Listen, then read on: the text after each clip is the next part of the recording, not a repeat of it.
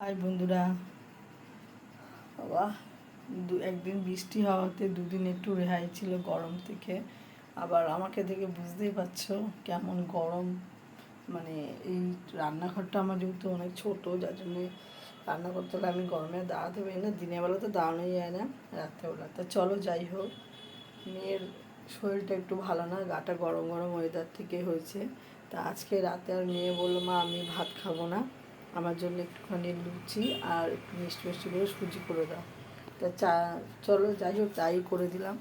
ওই যে দেখো, এখানে বাটিতে হচ্ছে সুজি আর এখানে হচ্ছে লুচি করে দিলাম, ওর জন্য লুচি।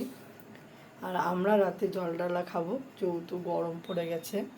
ভাত আছে, আলু সেদ্ধ দেবো, একটু পেঁয়াজি করব, গরম গরম পেঁয়াজি আর আলু সেদ্ধ আমাদের জন্যে, আর ওর জন্য একটুখানি সুজি আর লুচি করে দিলাম, ও রাতের মেনু। তা চলো, পরের ভিডিওতে আবার তোমাদের সঙ্গে দেখা হবে। টাটা।